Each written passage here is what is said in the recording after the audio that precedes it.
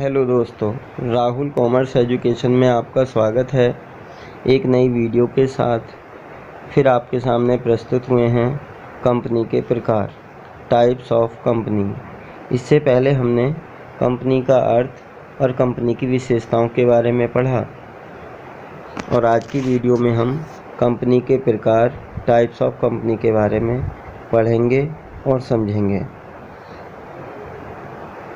भारतीय कंपनी अधिनियम 2013 के अंतर्गत पंजीकृत कंपनियों को निम्नलिखित 3 भागों में बांटा जाता है। ऐसी कंपनियां जिनका पंजीकरण या रजिस्ट्रेशन भारतीय कंपनी अधिनियम 2013 के अंतर्गत किया गया है, उन्हें 3 भागों में बांटा जाता है। According company act 2013, there are 3 types of a registered company. First of all, असीमित दायित्व वाली कंपनी। ऐसी कंपनी जिसमें सदस्यों का दायित्व असीमित होता है। ऐसी कंपनी जिसमें सदस्यों का दायित्व असीमित होता है, असीमित दायित्व वाली कंपनी कहलाती हैं। असीमित दायित्व से आशय है कि यदि कंपनी को हानि होती है तथा कंपनी की संपत्तियां उसके ऋण चुकाने के लिए पर्याप्त नहीं होती, तो लेनदारों के दावों को चुकाने के लिए सदस्यों की निजी संपत्तियों का प्रयोग भी किया जा सकता है। एक ऐसी स्थिति जहां पर कंपनी को निरंतर हानि होती है, कंपनी के दायित्व उसकी संपत्ति की अपेक्षा अधिक होते हैं, तब ऐसी दशा में लेनदारों का भुगतान करने के लिए कंपनी के सदस्यों की निजी संपत्ति का प्रयोग भी किया जाता है। वर्तमान समय में ऐसी कंपनियां प्रचलन में नहीं हैं। ऐसी कंपनियां हमारे यहाँ पर वर्तमान समय में नहीं देखी जाती हैं जिनमें सदस्यों का असीमित दायित्व होता है।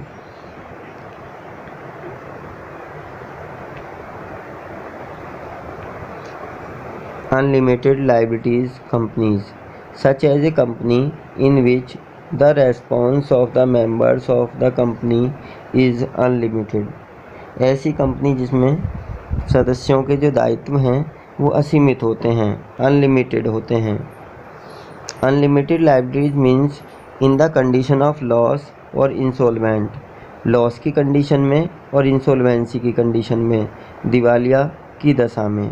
The member of the company have to pay, member of company को भुगतान करना होता है लोन एंड क्रेडिटर्स, ऋण का और लेनदारों का, with the help of their assets, स्वयं की संपत्ति से। जब कंपनी अपनी संपत्ति से भुगतान करने के योग्य नहीं होती, उसमें सक्षम नहीं होती, तब ऐसी कंडीशन में जो मेंबर्स हैं वे भी अपनी एसेट्स का यूज़ करते हैं पेमेंट के लिए। This type of company is not found in India nowadays. इस प्रकार की कंपनियां भारत में वर्तमान समय में नहीं पाई जाती हैं। सेकंड है गारंटी द्वारा सीमित दायित्व कंपनियां, कंपनीज लिमिटेड बाय गारंटी। ऐसी कंपनी जिसमें कंपनी के समापन की दशा में सदस्यों का दायित्व उनके द्वारा दी गई गारंटी की राशि तक सीमित होता है।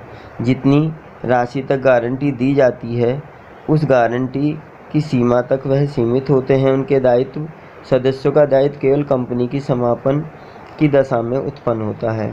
जब कंपनी का समापन होता है, समापन से आशय है जब कंपनी समाप्त हो जाती है, तब ऐसी दशा में उनके सदस्यों का दायित्व जो गारंटी द्वारा प्रदत्त है उत्पन्न होता है।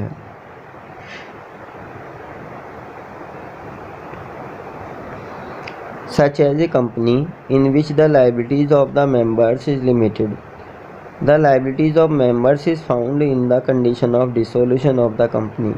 कंपनी के डिसोल्यूशन की कंडीशन में ही इनके रेस्पॉन्स शो होते हैं, इनकी लाइबिलिटीज़ का यूज़ किया जाता है।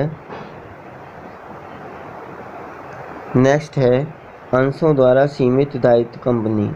कंपनीज लिमिटेड बाय शेयर्स, ऐसी कंपनी से आशय उस कंपनी से है जिसके अंशधारी जब अपने खरीदे हुए अंशों का समस्त अंकित मूल्य चुका देते हैं। यदि किसी अंश का अंकित मूल्य 100 रुपये है और अंशधारी ने 100 रुपये का भुगतान कर दिया है तो ऐसी कंपनी के प्रति उनका कोई भी दायित्व नहीं रहता। जब वे संपूर्ण धनराशि का भुगतान कर दिए होते हैं तब ऐसी दशा में उनका कोई भी दायित्व नहीं होता, अर्थात उनसे कोई भी राशि नहीं मांगी जाती है। वर्तमान समय में ऐसी कंपनियां अधिक लोकप्रिय हैं। ऐसी कंपनियों को पुनः सदस्यों की संख्या के आधार पर बांटा जाता है। ऐसी कंपनियों को सरलतापूर्वक समझने के लिए 2 रूपों में बांटा जाता है जो वर्तमान समय में अधिक प्रचलित हैं।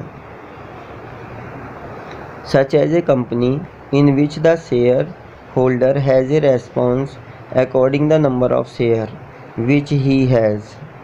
If the shareholder pays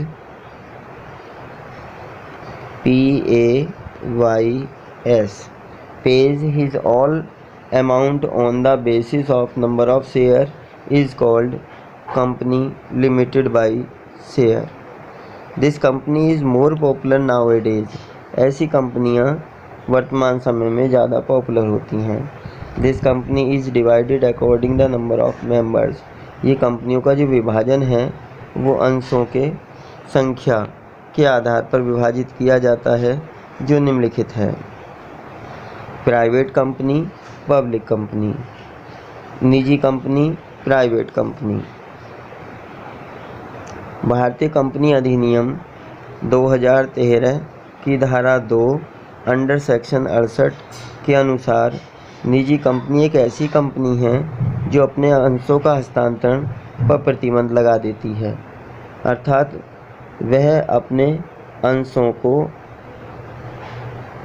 बाहरी व्यक्तियों को हस्तांतरित करने पर प्रतिबंध लगाती है। अपने सदस्यों की संख्या 200 तक सीमित रखती है। निजी कंपनी में सदस्यों की अधिकतम संख्या 200 होती है, उससे अधिक नहीं हो सकती है। सदस्यों की न्यूनतम संख्या 2 होती है, तो कम से कम संख्या 2 और अधिकतम संख्या 200 होती है। इस तरीके की जो पॉइंट वैल्यू हैं ये कहीं ना कहीं हमारे एक MCQ का पार्ट बनती हैं कि how many members in a private company, या minimum number of private company तो is 2, maximum number of member in a private company is 200। ऐसी कंपनी को अपने नाम के अंत में प्राइवेट लिमिटेड शब्द लगाना अनिवार्य होता है। तो ये छोटे छोटे जो बिंदु हमारे पास पाए जाते हैं उन पर हमें इंडिकेट करना होता है, जैसे इनकी संख्या 200, अधिकतम, कम से कम संख्या 2, अपने नाम के पीछे प्राइवेट लिमिटेड शब्द लगाना अनिवार्य होता है। तो कहीं ना कहीं छोटे छोटे बिंदुओं पर यदि हम ध्यान देते हैं तो कहीं ना कहीं ये डिफरेंस बेस भी बनते हैं और हमारे MCQ में भी इनका यूज़ किया जाता है। According to Indian company act 2013 under section 68, such as a company which is bounded to transfer his share, minimum number of member is 2 and maximum number of member is 200. Limited word is used behind the name of a company compulsory. Private company को अनिवार्य रूप से अपने नाम के पीछे private limited शब्द लिखना होता है। नेक्स्ट कंपनी का रूप है सार्वजनिक कंपनी, पब्लिक कंपनी। भारतीय कंपनी अधिनियम 2013 की धारा 2 अंडर सेक्शन 71 के अनुसार एक सार्वजनिक कंपनी वह कंपनी है जो निजी कंपनी नहीं है, जिसकी न्यूनतम अंश पूंजी की कोई सीमा नहीं है, जिसके सदस्यों की अधिकतम संख्या असीमित होती है जबकि न्यूनतम संख्या 7 होती है।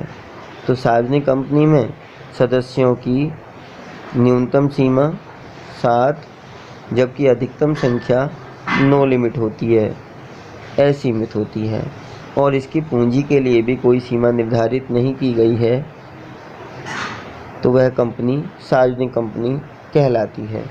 According Indian company act 2013 section 2 under section 71 such as a company which is not a private company, which is no limit of the minimum share capital, minimum number of member is 7 and there is no limit for the maximum number of members। एक तीसरी company का रूप हमारे यहाँ देखा जाता है एक व्यक्ति company, one person company. Company अधिनियम 2013 के अनुसार एक व्यक्ति कंपनी का पंजीयन कराया जा सकता है। एक ऐसी कंपनी जिसका संचालन एक व्यक्ति द्वारा किया जाता है, वह अपने नाम से कंपनी का पंजीयन करा सकता है। कंपनी अधिनियम 2013 की धारा 2 अंडर सेक्शन 62 के अनुसार एक प्राइवेट कंपनी में केवल एक व्यक्ति ही सदस्य होगा। ऐसी प्राइवेट कंपनियां इसमें केवल एक ही सदस्य हो, वह एक व्यक्ति कंपनी या वन पर्सन कंपनी कहलाती है। One person company is registered by Indian company act 2013 section 2 under section 62 one person will be hold a private company, private limited company. तो दोस्तों, आज की वीडियो में हमने टाइप्स ऑफ कंपनी के बारे में पढ़ा। फर्स्ट ऑफ ऑल, असीमित दायित्व वाली कंपनी,